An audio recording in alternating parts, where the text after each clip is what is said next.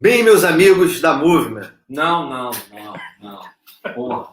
Estamos falando direto. Toda vez vai ser isso. Faz direito essa porra aí, por favor. E não tem edição, né? Porque a gente fala pra editar, não edita nada. Muito bem-vindos, você quer? Não, muito bem. Você fala, não consigo nem editar. Mas é muito bem-vindos ou sou muito bem? Você muito quer? Bem, muito bem. Quando era... Toda vez, hein, Rodrigo?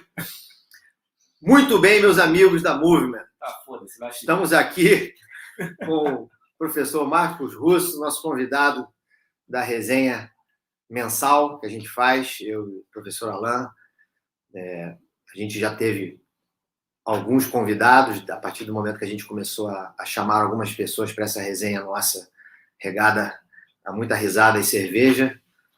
E hoje a gente está convidando o professor Marcos Russo, que vai trocar uma ideia com a gente aqui. Vai ficar no bico seco. Vai ficar no bico seco. Vai dar aula, né? Vai ter que dar aula depois da gravação. E a gente vai tratar aqui de um assunto muito interessante, muito atual. Talvez com uma pegada um pouco diferente do que vocês estão acostumados quando as pessoas falam de treinamento, exercício para pessoas que têm lobalgia. Não vou dar spoiler nenhum. Alain, fala alguma coisa aí do nosso convidado, espetacular, e a gente depois passa a palavra para ele. Eu quero aproveitar, acho que é sempre legal aproveitar nessa resenha, de tem feito isso fez com o Leta, com o Hércules e com o Léo, o convidado falar um pouquinho da sua história, se apresentar, mas é mais do que se apresentar, é falar um pouquinho da caminhada, sua histórica, da sua caminhada, sua jornada histórica, a sua jornada, sua jornada na educação física, combinando com o que te leva para essa paixão que você tem, essa dedicação, que você vai para a neurociência e vai estudar a dor, e aí se torna uma referência. Quem não conhece deveria conhecer, uma referência no que diz respeito à prescrição para pessoas com dor lombar, e explicar um pouquinho disso, né, que as pessoas às vezes confundem. Foi até difícil dar o nome do curso, porque a pessoa está com dor lombar e você vai prescrever mesmo ela com dor lombar. Fala você, eu vou a história primeiro. Primeiro, um prazer estar aqui, do lado dessas duas referências aqui que a gente tem na educação física. Fico até aqui nervoso, por isso que eu estou na água.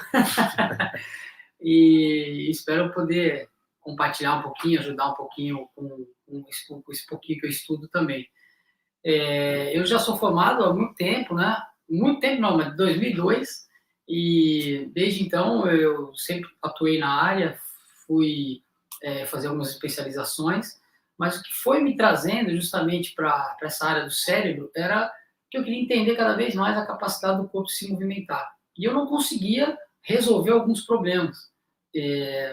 A gente não vai resolver todos, claro, mas eu não conseguia resolver alguns problemas que eu achava que a culpa era do músculo, que a culpa era de uma articulação, que a culpa era por conta de um alongamento ou de uma falta de alongamento. E eu não encontrava a resposta. Eu fazia a intervenção e não encontrava. E aí comecei a estudar o cérebro e descobri que muitas coisas não tinham muito o porquê a gente insistir só do pescoço para baixo, digamos assim. E sim de que ele que governava e que comandava muita coisa.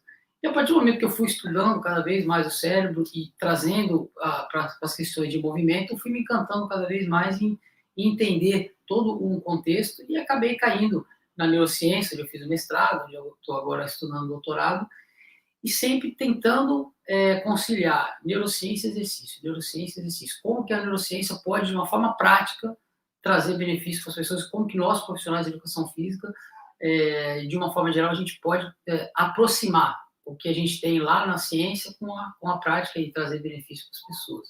Eu acho que essa é a minha principal missão aqui como professor.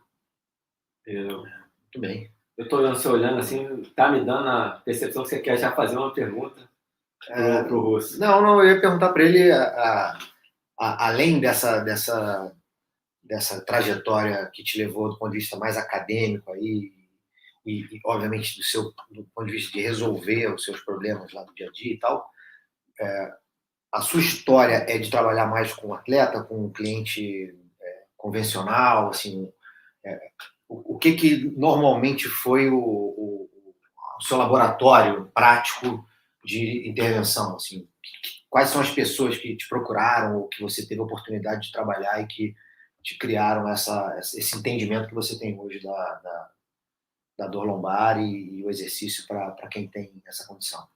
Ao longo do tempo, eu pude atender atletas, mas nunca assim de alto nível. O meu público sempre foi um público mais de academia, sempre trabalhei em academia e tive a oportunidade de ter um estúdio. E aí, nessa fase, era uma época que eu mais atendia as pessoas com dor, porque muitas saíam de outras academias e chegavam nos questionando, né, se ia acabar tendo mais dor, menos dor. E eu fui me especializando cada vez mais, porque tinha problemas para resolver. Então, a capacidade, assim, a necessidade de tentar resolver problema faz com que a gente, né, não pare de continuar buscando as respostas, estudando. Então, assim, a maior parte do meu público hoje são pessoas com dor, mas são as pessoas comuns, público normal de academia, onde de vez em quando aparece um atleta, mas geralmente os atletas, eles de mais alto nível, eles acabam tendo uma outra preparação ou buscam, às vezes, centros mais especializados, né? Mas ao longo do tempo, eu posso afirmar para vocês que a maior queixa, o maior objetivo, junto mesmo com os objetivos estéticos, de perda de massa, de perda de gordura corporal, aumento de massa muscular, veio essa questão de dor, principalmente dor lombar. É muito comum hoje, ao longo desses 20 anos aí, 15, 20 anos que eu trabalho na área, eu vejo que cada vez mais as pessoas nos procuram com queixa de dor. Isso foi me fazendo cada vez mais tentar resolver essa questão, estudando, né, procurando.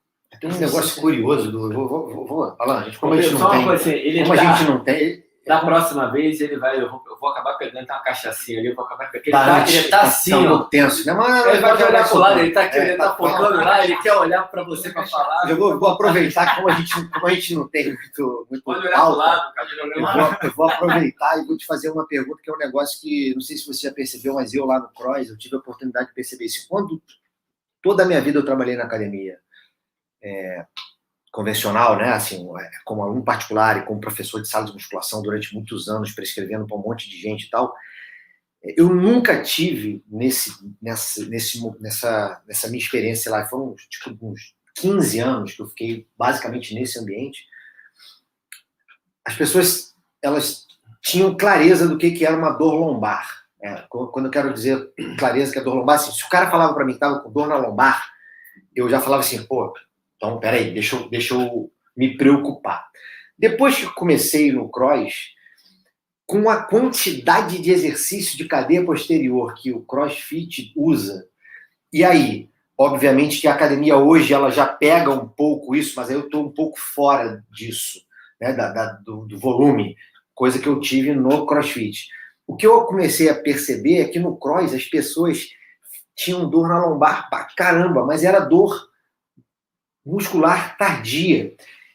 Só que o cara é tão incomum para ele que a lombar tem a dor muscular, que é o cara no outro dia ele abaixa e caraca, minha lombar tá doendo. E ele acha que ele, tipo, caraca, vai travar. Não, igual o bíceps dele tá dolorido, o quadríceps, a lombar fica. Só que isso não é um negócio comum há pouco tempo atrás, porque não se usava muito exercício de cadeia posterior. E aí no CROSS eu tenho um baita de um trabalho de mudar esse entendimento e falar para as pessoas, porque elas precisam identificar quando é simplesmente uma dor muscular tardia, que é a esmagadora maioria das vezes é o que é, e quando efetivamente o cara tem uma condição mais crônica ali, ou que veio de resquício de uma determinada sessão, mas que dura, né?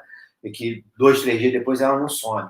E as pessoas inicialmente elas ficam apavoradas com cara, falou em dor lombar, o cara já me apavorou, ele já imagina que ele vai ficar na cama de lado, não vai poder se mexer, e aí devagarinho o negócio vai mudando. E essa é uma crença ainda muito comum. Eu, pelo menos, tenho observado, estou falando da minha prática, das pessoas acharem que tem que repousar na hora que sente uma dor lombar. Aí eu acho que é um gancho para você falar em cima de tudo que o Pedro falou e juntar isso, porque é para repousar. Essa é uma questão bem legal. A gente vai falar muito no curso, porque nem toda dor é igual. Então, Pedro acabou de dar um exemplo aqui, da dor que ela ocorre de início tardio, existe a dor crônica, existe a dor aguda. Então, a gente tem que tentar entender qual é a dor que está se manifestando, e aí, a partir daí, aí sim, a gente tem uma intervenção. Então, por exemplo, se você tem uma situação aguda, onde realmente existe um processo inflamatório, existe uma incapacidade muito grande de se movimentar, a ponto de você precisar de um auxílio, uma intervenção médica, e que ele fale, cara, você não consegue andar, né? Você caiu um peso no seu pé, por exemplo, seu dedo está desse tamanho, você não consegue colocar o sapato, você vai correr como? Então, a mesma coisa pode acontecer em algum episódio, alguma lesão, alguma fratura, e aí esse é um tipo de dor. Agora, no caso de ser uma dor crônica, a última coisa que a gente deveria fazer era ficar em casa, porque a tendência é piorar. Então, a gente tem que entender isso aí. A gente vai pegar o aluno com dor e saber, mas da onde que está vendo essa dor? Tanto é verdade que a dor crônica hoje é considerada uma doença pelo Código Internacional de Doenças, pelo CID-11, e a dor aguda é outra. Então, eu vou tratar como com as pessoas? Eu tenho que saber. Se são duas doenças diferentes, eu vou tratar uma doença de uma forma e outra doença de outra. E agora, como que eu sei qual dor você tem e que você não tem? Que é isso que a gente vai discutir muito no curso. Não vou falar agora para não tomar uma chute aqui na canela.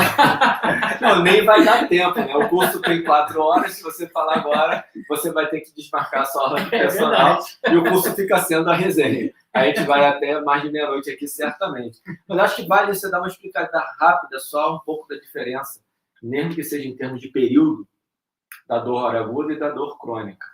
Isso é legal. O que a gente tem que prestar atenção com os nossos alunos é, se houve alguma dor no período anterior, por exemplo, sendo bem básico, assim, para a gente poder entender, bem didático. Se essa dor ela tem menos de 3 meses, muito provavelmente ela é uma dor que aguda, uma dor de alguma lesão, pode ter sido alguma sobrecarga no tecido, que o tecido não estava pronto ainda para se recuperar. Agora, se ela é uma dor persistente, difusa e há mais de 3 meses, e ela piora, principalmente quando você tem um sintoma emocional, então esse tipo de dor é a dor que não vai resolver você indo para casa descansar. Pelo contrário, ela vai te levar provavelmente ainda a uma maior incapacidade.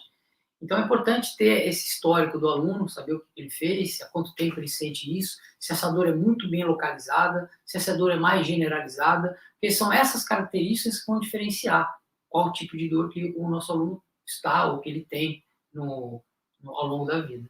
Então é importante saber muito bem isso e o tempo que essa dor, é importante quando a gente estuda a neurociência da dor, essa questão do tempo ela é um pouco polêmica, mas para fins didáticos ela é importantíssima. Então vale muito a pena a gente tomar esse cuidado. Depois tem outras características que a gente avalia no aluno, mas a princípio, se você saber se essa dor tem mais ou menos de 3 meses, é um bom divisor de águas aí para você poder... Um bom indicador. Um bom indicador para saber o que você vai fazer ali, como você vai planejar os próximos passos e até tranquilizar o aluno. Porque, o que pareça, se você... É igual quando você vai ao médico, ele pega o seu exame e fala, nossa... Quer dizer, ali você já caiu, né? Ali você já derrubou, então isso é uma você coisa... tem que acalmar o cara. Você uma vez me mandou até uma tabelinha que era muito legal, você podia dar alguns exemplos, que é isso, né? Como a gente não deve comunicar e como a gente deve comunicar. Isso que você falou é uma coisa que você vai fazer uma avaliação e faz assim, meu Deus. Aí o cara, o que foi? O aluno já fala assim, o que foi? Não vai ter jeito? Já piorou, mas sei lá quantos % do problema, só ali, só na tua atitude em relação ao que você está enxergando. Você lembra alguma coisa desse quadrinho? Tem umas coisas bem legais. Tem algumas palavras, tem até um estudo de 2018, eu não lembro o nome do estudo em si, depois eu passo para vocês lá no curso, mas ele é o poder que as palavras têm para te trazer analgesia ou para piorar, ou para te trazer hiperalgesia. Ou para aumentar a sua dor ou piorar. E é impressionante. Inclusive, tem estudos que já foram avaliados de você fazer um exercício e o pesquisador te falar, amanhã vai doer. E o mesmo exercício no outro grupo falando que você não vai sentir nada.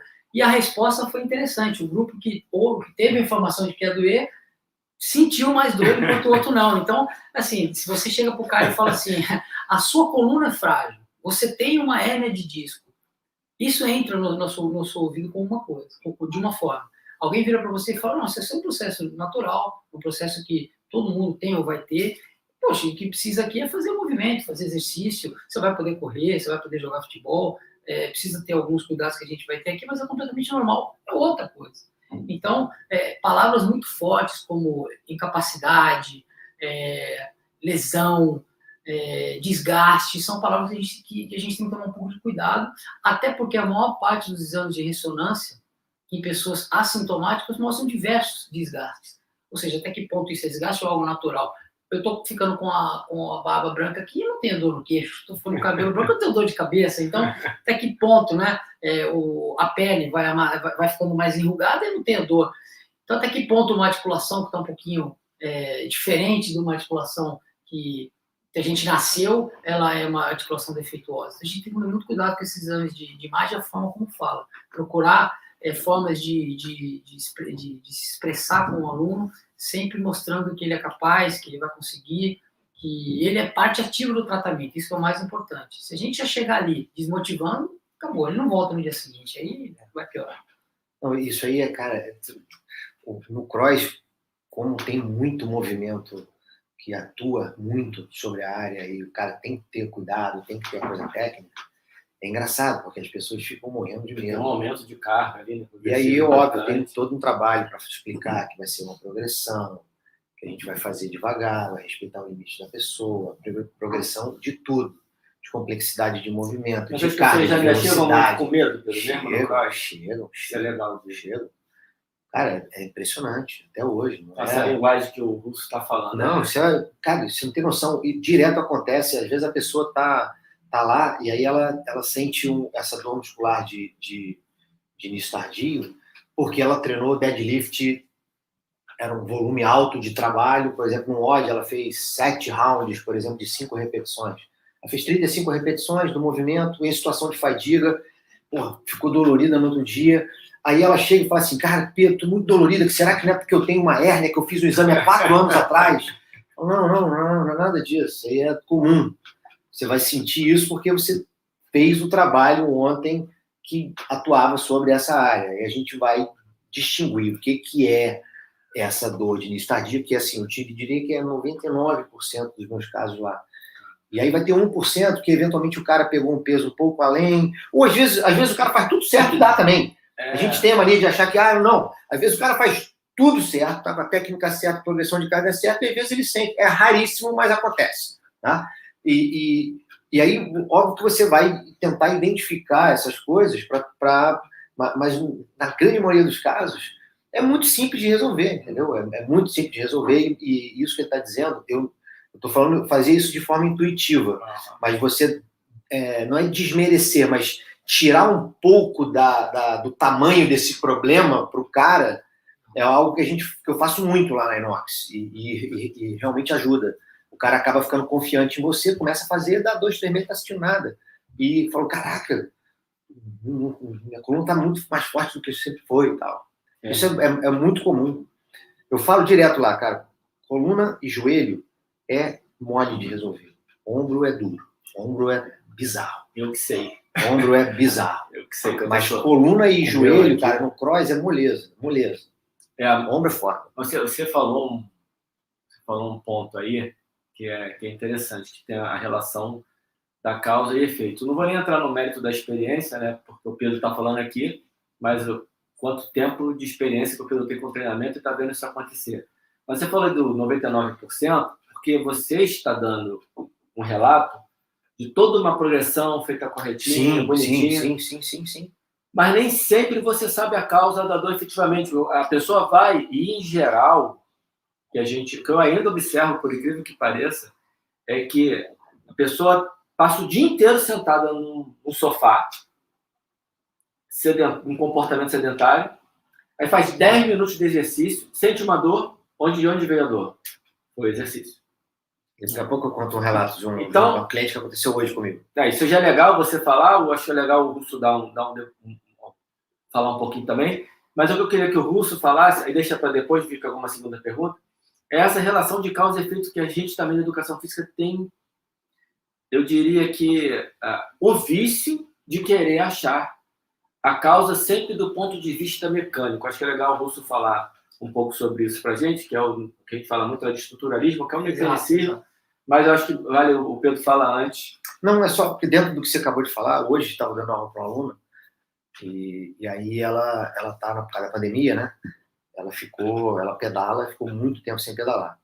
E ela durante muito tempo comigo, ela falava, nossa, eu sinto meu pescoço e tal. E aí eu falava, caramba, não é nada daqui. E aí eu tentava buscar do treino, as coisas que eu fazia com ela. Fiquei muito cuidadoso com tudo acima da cabeça e tal. E, cara, não era. E aí a gente começou a fazer depois que a pandemia veio, ela acabou parando de pedalar e ficou fazendo só o treino comigo, online. Comprou uns equipamentos e a gente ficou fazendo, cara. E aí há 2 semanas ela voltou a pedalar. Aí hoje eu fui dar aula para ela. Aí ela falou, nossa, Pedro, tô sentindo pra caramba. Agora eu vi que realmente você falava e não é dos nossos treinos. Isso aqui é do pedal, porque eu voltei a pedalar e comecei a sentir a dor. Então, muitas vezes a pessoa não sabe de onde vem, e aí ela acaba jogando a culpa ali naqueles 10, 15 minutos que o cara ficou fazendo algum exercício que atuava naquela região. É muito comum. Será que não foi aquela hora que eu fui fazer e eu perdi? Pô, eu não errei aqui o movimento, Alan. Como se fosse assim também. Eu escuto bastante isso. Pois é. Lembraram até uma história de uma aluna, o professor me contou aí ao longo do tempo que tinha muita dor cervical e aí fez de tudo que podia imaginar. E aí a gente se preocupa muito, não, então vamos tirar esse exercício, vamos tirar aquele e tal. E aí, como eu só fazia panturrilha, né? A gente tirava tudo e continuava doendo o pescoço. Falou, não é possível, alguma coisa está errada. E aí um dia ele foi lá visitar o ambiente de trabalho, ele ficou com uma porta ali e falou, não, vamos ver. A mulher atendia o telefone, ficava o dia inteiro aqui. Foi colocar o headphone e parou. Então a gente associa muito ao treino, aos 5, 10, 15 minutos que a gente está lá, e não consegue ver muitas vezes os nossos vícios ali. Todo, né? Perfeito. Isso é legal, porque entra bastante nessa questão da causa e efeito, porque a gente cresceu aprendendo um modelo cinesiopatológico, onde se tivesse uma articulação desalinhada ou um músculo tivesse encurtado, necessariamente ia dar dor. Deixa eu só te entender aqui. Antes era o pato anatômico e o cinésio patológico, exatamente. Aí a gente evoluiu para o cinésio patológico. Exatamente. E a gente está saindo um pouquinho agora disso, né? E ele não deve ser jogado fora, muito pelo contrário. A gente claro, tem que... Opa! A próxima a gente marca no sábado, né? Exatamente. Aí a resenha vai longe. A gente vai até inventar aí teorias. Inventar referência. Vai criar hipótese. Vai criar tudo. Mas, de fato, nós crescemos muito com esse modelo, que tem muita coisa boa nele, lógico, mas ele não resolve tudo, todos os problemas. E aí, isso foi criando espaço para a gente buscar outras alternativas. Então, por exemplo, nós temos os nossos setores, a gente vai falar muito mais sobre eles no curso, mas são terminações nervosas livres que, de uma forma geral, eles captam na periferia estímulos mecânicos, térmicos ou químicos. E, a partir daí, ele serve como sinal, um sistema de alerta e leva as informações para o cérebro decidir algumas coisas, entre elas, se isso vai doer ou não. Mas nós temos nossos setores basais. Nossos setores basais são os setores que a gente não está nem imaginando, mas está fazendo com que a gente mude de posição o tempo todo. Então, você ficar na mesma posição, independente de qual seja, o tempo todo, a tendência é que você aumente a compressão em cima daquele tecido, e mesmo sem ter lesão, esse sistema vai avisar o cérebro que você tem que se modificar. E muita gente que tem dor tem um atraso nessa nocicepção basal. Então, tem estudos que já mostraram que essas pessoas, elas mexem menos a pelve, micromovimentos menores na pelve, quando elas ficam sentadas, comparando com as pessoas assintomáticas, que mexem mais. Então, só colocar uma causa e um efeito, é muito complicado ter essa relação total. Não, tá doendo porque você está olhando o celular. Não, tá doendo porque você sentou assim, tá doendo porque você sentou assado. É multifatorial. Pode ter casos que sim, mas tem casos que não também. Então, a gente tem que... Né? Não é que está eliminando o modelo cinesiopatológico, está acrescentando uma informação mais atual. Exato. Eu acho que isso é legal, porque é uma das propostas do curso. Tem a gente na dúvida do nome, e queria botar uma coisa de atualização para dizer que está evoluindo, e a mentalidade, eu acho que eu falo isso toda resenha, cara. Meu Deus do céu, se eu me escutar, eu não me aguento, que é a mentalidade da autoexcludência. Toda resenha eu acho que eu falo assim, igual muito bem, né? É um muito bem e eu falando de autoexcludência. Eu não sei se é só o professor, mas como eu tive na educação física, o professor de educação física, ele é assim. Ou é isso ou é aquilo, né? Se tem isso, então aquilo já não é mais. Não, mas se aquilo voltou a ser, aí tem esse negócio de voltar a ser, de deixar de ser, cara, eu não consigo... Mas tem uma galera que alimenta isso, né? porque é bom alimentar. Tem uma galera que alimenta isso. É a polarização gosto biomecânica, anatômica, neurofisiológica, a polarização da prescrição, né? Ou é para lá, ou é para cá. O Pedro trabalha com crossfit, o Alan trabalha com movimento natural. Então, eu trabalho com movimento natural, o cara entra na academia e vê um aluno meu fazendo a cadeira extensora e fala, ué, você não é do movimento natural? Não, mas olha só, você sabe qual é o contexto, né? É como se eu ficasse preso e você também coloca o seu aluno lá na cadeira extensora. É lógico que se a gente precisar... Vou acabar fazendo um pouco menos pelo meu viés de prescrição, mas... E o Russo é a mesma coisa. Eu vi o Russo trabalhando em sala, né? A gente teve a oportunidade de trabalhar junto dentro da Bodytech e eu observar lá o seu trabalho, que é, inclusive, exemplar, né? Principalmente do ponto de vista técnico. Mas, enfim, olhar o modelo cinesiopatológico, entendendo que ele sozinho não explica tudo, é diferente de falar, o modelo cinesiopatológico está batido. Não, está batido. Está desatualizado. Esse termo, acho que talvez até o anterior, porque assim, você toma uma porrada no negócio, você tem uma lesão, aquela lesão vai te gerar uma dor, tá? Aí você voltou para o anátomo, né? Você trouxe antes para o... Me perdi. A lesão primeiro é o pato anatômico, é isso aí. É acrescentar ferramentas à caixa de ferramentas, não tirar e jogar fora. Não é trocar. Trocar, exato. Né?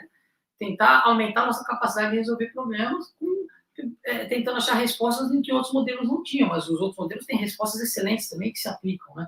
Mas tem respostas que não. E a gente vai fechar os olhos para isso? Não. Você deu um exemplo que é silêncio patológico. A pessoa está aqui o dia inteiro com o telefone, botou o headphone.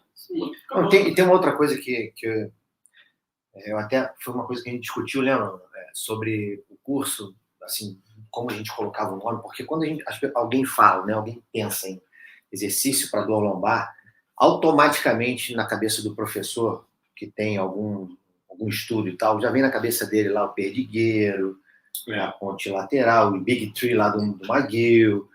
Vem na cabeça dele exercício para fortalecer de alguma forma, ou para ajudar o cara a não ter a dor. E ele nem imagina, parece que para esse cara está vetado ele dar uma corrida, ele fazer uma musculação tradicional. Então parece que você veta. E assim, o que eu observo é que hoje, e aí eu tenho certeza que o Russo vai falar demais disso no curso, é que você tem milhões de opções de fazer exercício com essa pessoa, e dá para fazer, você só precisa criar as estratégias adequadas para colocar as pessoas para fazer. Então, imagina se um aluno meu chega lá na Inox e fala, cara, estou com uma dorzinha aqui, e aí, então vamos fazer agora o perdigueiro e tal. Não tem nada disso. O cara vai fazer, eu vou ajustar para ele, para tirar estresse de uma ou de outra área, e vida que segue. E da uma semana ele já não está mais com dor, ele já voltou ao normal. E assim a gente vai levando. Então o curso é muito dentro dessa pegada. Eu falo isso porque às vezes o professor escuta e fala, curso de dor lombar, o cara que tem a dor lombar, então é para eu ficar aprendendo exercício para dor lombar. Não é essa a pegada apenas. Mais uma vez, óbvio que existe esse tipo de movimentação, esse tipo de exercício ele é importante, mas além dele cara, tem um cliente que tem lombalgia, mas ele quer emagrecer, então eu preciso prescrever exercício para ele, não apenas fazer um papel aí quase que de fisioterapeuta, não é essa a ideia, é fazer o papel de educador físico, prescrever exercício para o cara entendendo bem da limitação dele e como é que a gente faz para organizar isso. Por isso a discussão do nome. Sim. Para tentar no nome do curso deixar claro que é uma coisa maior do que o que se viu até agora. Como é que eu recupero? E aí outra coisa importante, né? Porque então, fica meio óbvio, mas acho que é legal falar. Dor. Tá com dor crônica. É só fisioterapeuta que resolve, né?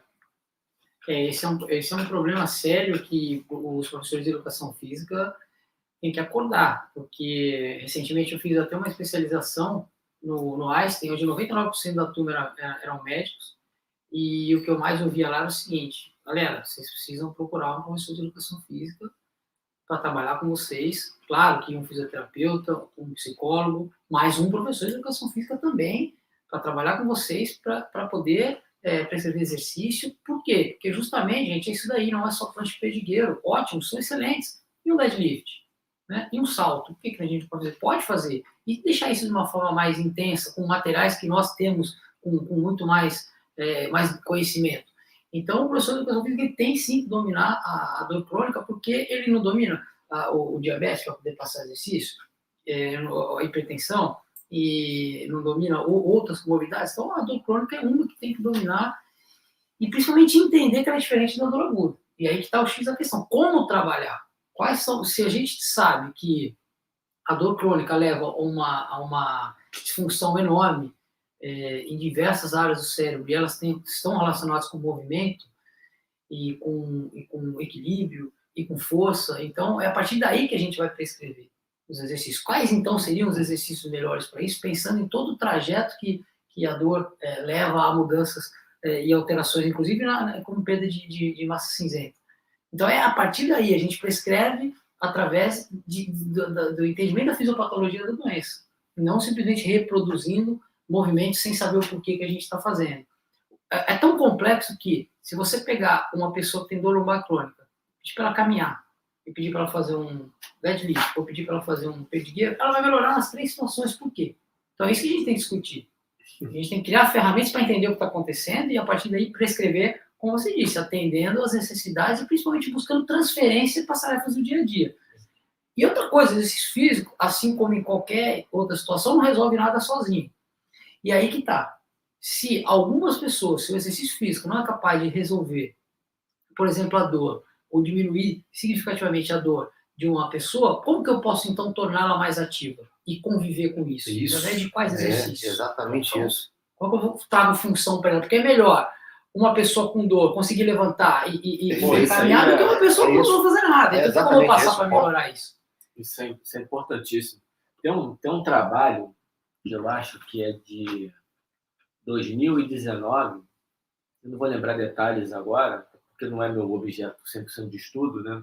Eu dou uma passeada ali muito de vez em quando, até porque eu te consulto toda hora que eu preciso, eu dou uma explorada, eu tenho amigos que me ajudam nas coisas que eu não vou conseguir ler, mas é um trabalho que mostra exatamente isso, que mesmo quando você tem 2 grupos separados com dor, o grupo mais ativo não apresentou menos dor que o grupo não só ativo. Era mais ativo.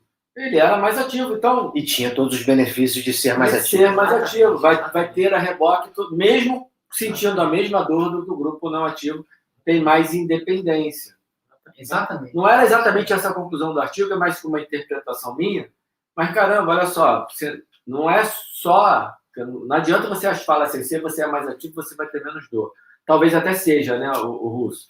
Mas naquele caso eles não encontraram isso. Tá tudo bem se não encontrou. Não, eu acho isso importante porque o que acontece muito o cara tá lá na academia, sei lá, ou tá no CrossFit, tá em algum lugar fazendo a atividade dele, e aí ele começou a ter a dor, e aí o que acontece? Em geral, ele para o que ele está fazendo para ir fazer alguma outra atividade que vai levá-lo, em teoria, a melhorar a condição dele.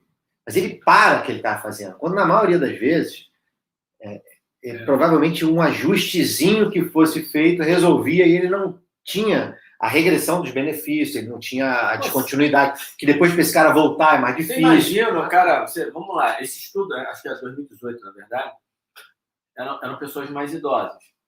Imagina, a pessoa não pode brincar com o neto, coisa simples, ir na padaria comprar o café da manhã, fazer as tarefas do dia, pegar uma caneta no chão, que são, inclusive são tarefas testadas nos estudos. Como eu estudo muito para obesidade e emagrecimento, os estudos de obesidade, os mais importantes, eles têm até do grupo do cara chamado Denis Villarreal, ele bota muito essas tarefas para saber se a pessoa consegue levantar de um sofá, se a pessoa consegue pegar uma caneta no chão, colocar um livro na estante, pegar coisas bobas que parecem bobas, mas frequentemente. Que é legal você poder fazer, que de repente a dor vai te impedir de fazer, e se você consegue dar um treinamento para o cara que ele convive com aquilo bem e consegue se tornar mais ativo, ele vai fazer as tarefas dele no dia a dia. Se você colocou, Isso aí, eu já pagaria o curso só para aprender um pouquinho sobre isso. Agora eu dei uma de vendedor do curso. E o legal, até fazendo uma crítica em relação a alguns estudos que a gente encontra, é que muitos só se prendem no desfecho, na medida de desfecho dor e na escala visual analógica, sendo que a gente sabe que existem outros desfechos. Por exemplo, você tem uma avaliação que chama SF36, sua qualidade de vida, que tem o domínio dor, é muito mais completa, porque ela pergunta isso, a sua capacidade de movimento. E aí que entra, eu acho que o nosso papel, junto com outros profissionais da saúde, mas falando do nosso papel, especialmente da área da educação física, é de melhorar a capacidade de movimento dessa pessoa, para que ela fique cada vez mais independente, que ela tenha autonomia. E aí, qual a escolha dos exercícios? Como que a gente leva, né, a isso? Como que a gente planeja isso? Então, não tem guideline que fala sobre isso. Então, o que vai falar sobre isso? A experiência do professor, a leitura que ele tem, e aí sim, ele consegue criar um planejamento do aluno ir progredindo, para que no final ele ganhe o quê? Função. Vai melhorar a dor? Muito provavelmente, porque o exercício físico ele trabalha isso. Mas tem um grupo que não vai responder tão bem, mas vai ganhar função. Então a gente vai melhorar o cara de qualquer forma. E eu acho que esse é o grande X da questão. Como que a gente faz isso? Cara, né? Olha só, você está falando o seguinte, você está com dor. Se você fizer o exercício, você tem uma chance enorme de melhorar a dor. Ou seja, mas mesmo que não melhore, aí você vai ter maior qualidade de vida, mais independência, mesmo que você continue com a sua dor. Isso é certo. E aí, eu acho também que vai muito do profissional, e esse é um entendimento importante, Russo, que é legal, e eu tenho certeza que você vai dar uma ênfase disso no curso, que é, cara, quantas pessoas talvez tenham desistido porque, eu fiz exercício, mas não melhorei, então não adiantou. Eu fiz a fisioterapia mesmo, não resolveu. A pessoa estava começando a ficar mais independente e desistiu porque a dor não melhorava, não percebeu, e acho que isso é importante do ponto de vista até comportamental, de estar incorporado no discurso do professor na hora que ele está entregando a prescrição dele, que ele está entregando o atendimento dele, porque nosso objetivo é também mudar a vida da pessoa. Aliás, é o principal. Sim, né? Sem dúvida. Você falou uma coisa muito importante aí, a dose, porque as pessoas que têm dor crônica, de uma forma geral, elas têm uma sensibilidade maior a estímulos externos. Então, é muito provável que o exercício físico, a curto prazo, piore a dor dessa pessoa. Só que a médio prazo e longo prazo, ele se torne a pílula da vida dessa pessoa. Porque essa pessoa ela responde de forma diferente a estímulos externos. Então, por exemplo, tem pessoas que têm um nível de dor, se você cutucar aqui, por exemplo, a pessoa ela vai sentir dor. É um quadro que, um estímulo que não costuma causar dor, a pessoa tem dor. Então, estímulos... Na fibromialgia? Muito comum na fibromialgia, a gente tem casos de alodinia ou então hiperalgesia, que é quando estímulos que realmente doem pouco, né? Passam a doer muito em você, ou estímulos que não costumam ser dolorosos, como na alodinia, como o vento batendo em você, ou alguém te cutucar com a caneta e sentir. Então, o exercício físico, dependendo de como você prescreve, para esse tipo de público, já chega ali dando um estímulo muito forte, ele não volta. E aí que a gente vai discutir isso muito. Então, será que tem como a gente criar uma espécie de periodização, uma espécie de passo a passo, adaptação, para que a gente não erre no começo? Porque se errar no começo, o cara não volta. Isso é muito importante. Nossa. Então, será que a intensidade, o exercício... eu sei, por exemplo, que um deadlift é importantíssimo para esse cara. Agora, como que eu faço para ele chegar lá? Será que eu já posso chegar dando direto? Então, eu tenho que saber, será que ele tem um nível de consciência? Se a dor atrapalha na palavra certa, se a dor ela influencia o controle motor, será que eu não tenho que ter ajustes nesse controle motor para poder chegar nesse movimento? A forma como a gente vai fazer, a intensidade, tudo isso é fundamental para que tenha esse engajamento. Senão, o aluno ele desiste justamente porque ele fala que piorou. Sim. Você não deu oportunidade para ele, né, de perceber a melhora. Isso é, cara, você está falando, porque isso acontece mesmo. O cara vai para a academia porque disseram para ele que era bom, ele no primeiro dia na academia, ele faz exercício, sai amarradão, no dia seguinte ele acorda se sentindo todo quebrado, ou até mesmo no mesmo dia, e simplesmente não volta e fala assim, cara, Não dá. O exercício não funciona para mim, eu não posso fazer isso, eu tenho que repousar. Cara, e isso é difícil. Às vezes até a gente, eu com experiência pra caramba, às vezes ainda é. Com certeza. A gente erra e vai errar ainda. Não, sem Mas dúvida. é para isso que você trabalha e você colhe dos seus erros, você colhe aprendizados para não repetir. Em cima disso, eu lembrei agora uma palestra que eu assisti do Trípoli, então, O Amor Trípoli. ele falou lá ele trabalha muito com atleta, né? Uhum. Ele disse assim, as nossas intervenções é para errar menos, né? É para errar menos, porque vai continuar errando, mas errando menos, né? A gente consegue caminhar melhor. Ou pelo menos não errando nas mesmas coisas. A gente começa a errar em coisa diferente, aí daqui a pouco melhora, e aí erra em outra, e vai evoluindo, né? E vai errar para sempre. Mas essa coisa de E aprendendo com o erro. não errar de novo, a mesma coisa, e errar menos é importante. Muitas vezes você estuda muito para não fazer muita coisa diferente, mas o que você faz é você tentar ser mais eficiente. Acho que a leitura traz muito isso para quem está na prática e estuda. Você estuda a beça e faz a mesma coisa que eu faço. Talvez eu faça um pouquinho menos do que você, porque eu consegui chegar. Não estou falando de mim, estou falando de uma maneira geral. Consegui chegar a alguns atalhos exatamente o que está estudando. Aí a gente vem naquela conversa, que a gente também parece que permeia toda a resenha, da teoria e da prática. Que o cara da teoria, né, tem um jargão assim, cara, se você não estuda, não adianta você praticar. Então não precisa praticar. O cara da prática fala assim, os estudos são todos inconclusivos, então para que eu vou estudar? Na verdade, é só uma desculpa preguiçosa para você não ir para o outro lado, porque vai te dar trabalho e vai te tirar da zona de conforto. Quem quer só ler e quem quer só trabalhar, quem quer só praticar. Isso dá várias resenhas, na verdade. Eu queria te perguntar um negócio legal que eu acho bacana você falar aqui. Você é super spoiler. Pode flexionar a coluna? Não pode? E aí, pessoal? Com dor lombar, sem dor lombar? Você não flexiona porque não tem dor, para evitar que a dor apareça? Você, se está com dor, não flexiona? Até que ponto você... Aí não, parei, senão... Esse é um assunto bom. Inclusive, tem muita literatura aí mostrando fazendo esse questionamento para estudantes de medicina do último e penúltimo ano da faculdade. Tem um estudo feito na Irlanda, eu vou disponibilizar no curso, onde essas questões eram comuns para estudantes de fisioterapia também, para profissionais de educação física. A gente fez algumas, né, pela Movement ali ao longo da semana. E assim, a gente vai discutir muito isso, mas a resposta nós devemos flexionar a coluna. Você está falando que a gente fez muita enquete. Enquete. Isso. Acho importante, até depois da resenha, o Rodrigão está ali, eu estou falando com o Rodrigo que está atrás, nosso contra-regra, chamei de contra-regra. Refaz as enquetes agora, depois da resenha, para ver como é que a galera vai responder. A gente teve depois eu vou te mandar as respostas. A gente não teve 100% de acerto em umas coisas simples que a gente achava, eu e o Pedro. Cara, essa aqui a galera vai acertar. Eu tinha certeza que ia acertar. Você também, você falou lá, você até falou no grupo.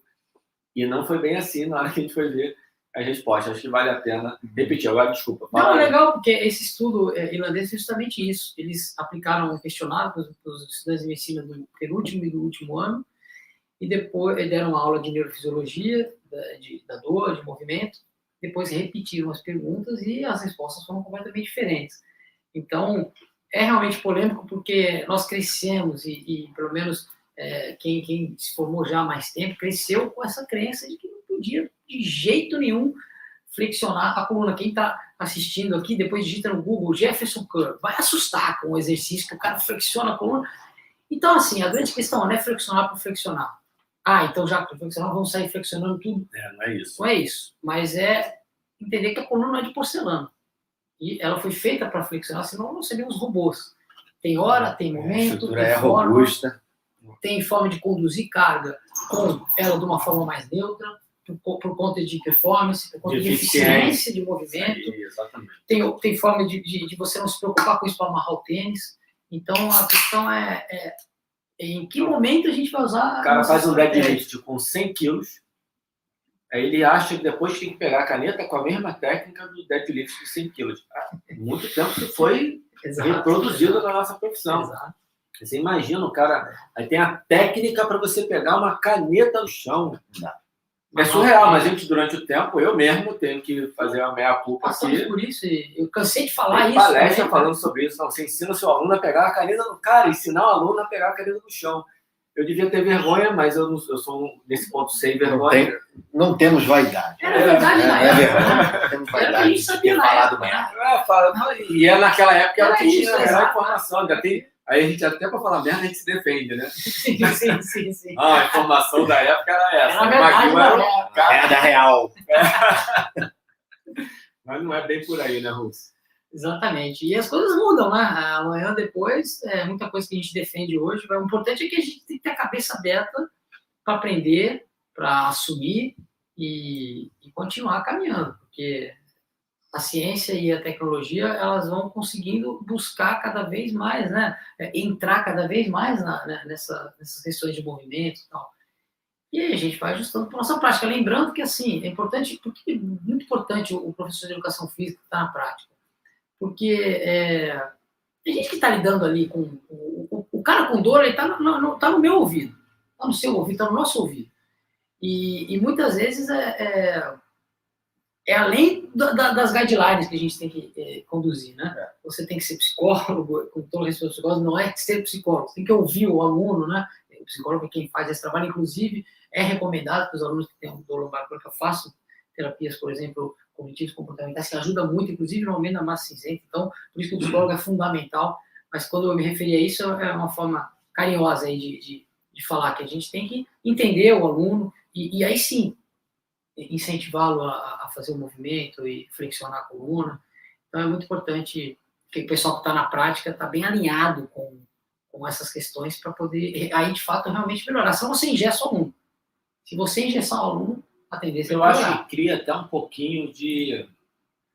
Você... É que eu não quero falar fobia, que fobia é um negócio muito sério, né? Fobia é medo, cara. Tem claustrofobia, ele fica apavorado. Então, quando você fala de cinesiofobia, você tá falando que o cara é apavorado com o movimento. Eu tô com um aluno que já passou dessa fase, mas que era assim, era complicado. A pessoa ir para o chão é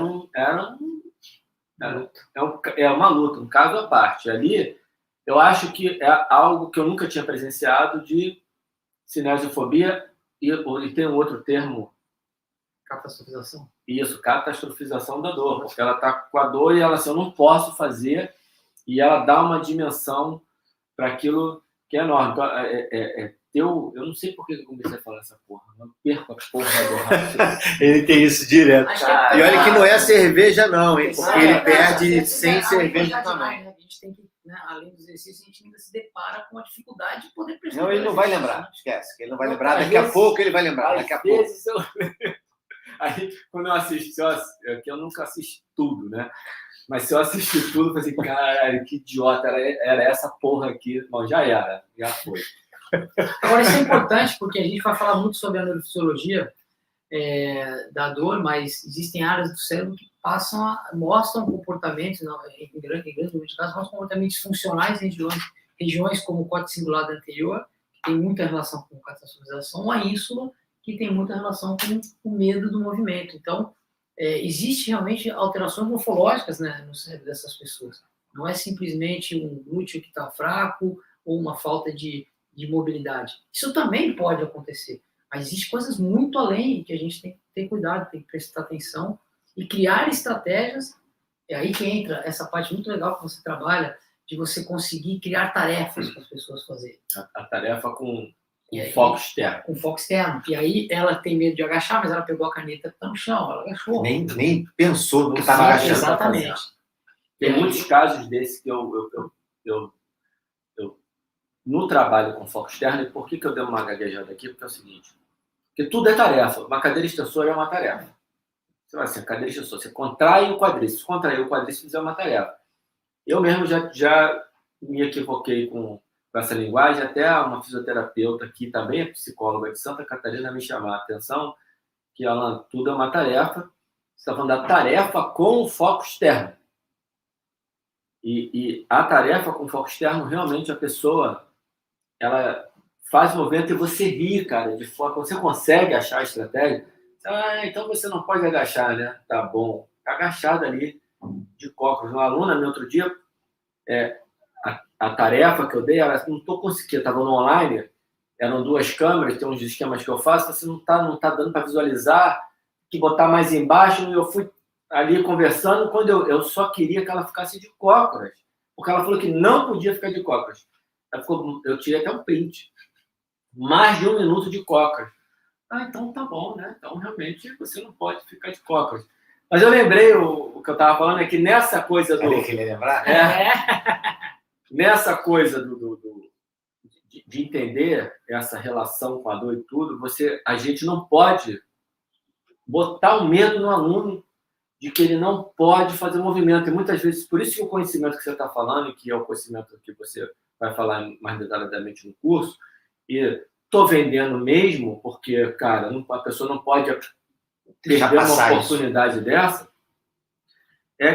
como é que você avalia, como é que você conversa e como é que você não aumenta o problema que já existe. Quer dizer, a dor a pessoa, para a qualidade de vida, é ruim ficar com dor.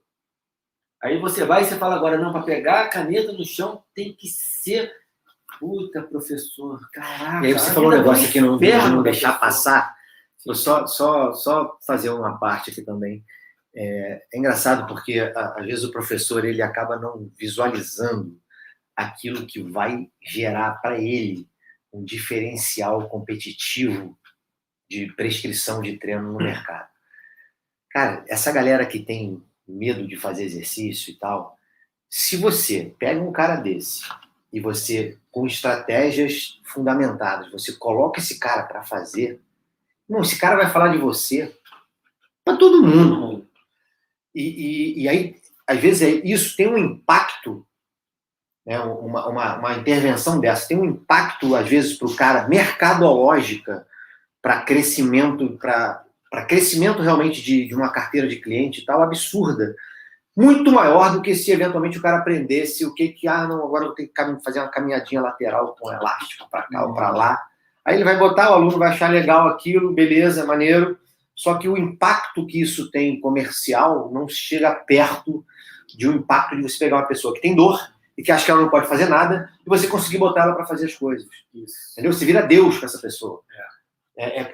A dimensão disso é absurda. E aí...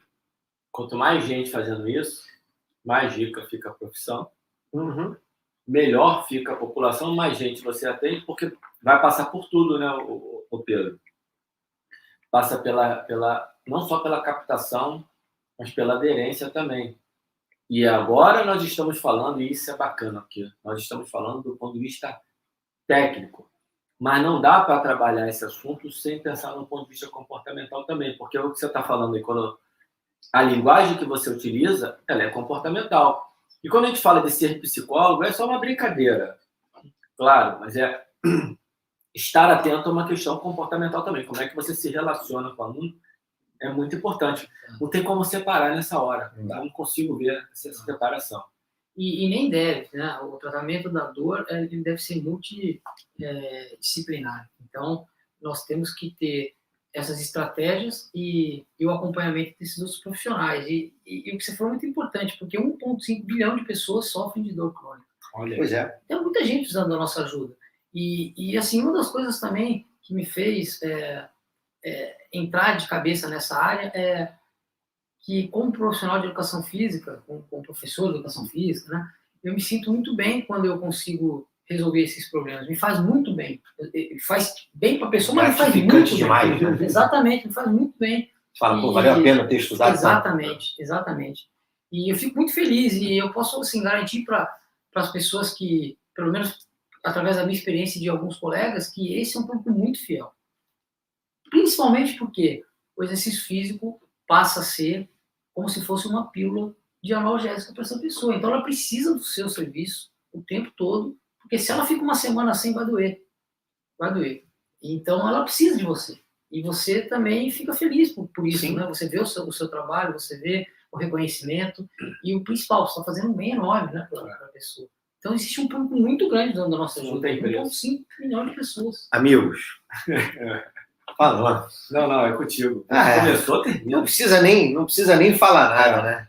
Quem não se inscreveu ainda no curso, cara, tá perdendo tempo. Acho que esse papo aqui já... Tá perdendo tempo.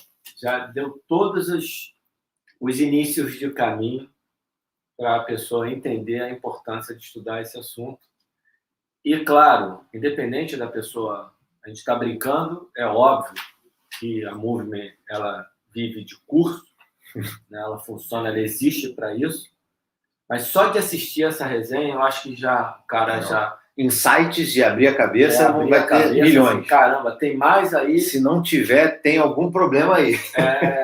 Se você assistiu ou ouviu, porque está no podcast também, essa resenha, e se você ouviu no podcast e não viu o Russo, parece que está engessado na cabeça. Até que ele deu mais. Agora já soltei. A próxima ele vai tomar uma cachaça para poder fazer antes.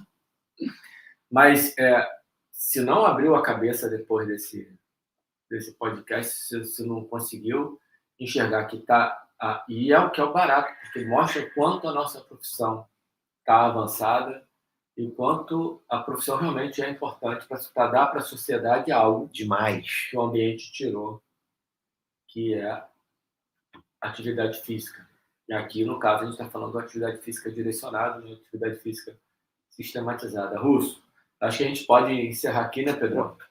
Só avisando para o pessoal satisfeitíssimo. Aí, que o pessoal que está achando que a gente vai vir ali com aqueles exercícios tradicionais, não, eu não vou fazer o curso, porque o cara vai passar só perdigueiro e prancha. Não. O bicho vai pegar, vai ser exercício brabo. Só que a gente vai chegar até eles. Então, como chegar? Como chegar, como fazer, como adaptar, porque, como progredir, já que a maior parte dos estudos nos mostra que nós temos uma progressão. Então, como que a gente vai progredir? Como é que eu vou começar? Então, não é essa visão antiga de que é tudo no chão. Até porque a gente precisa ter mobilidade, né, muito mais em pé do que no chão.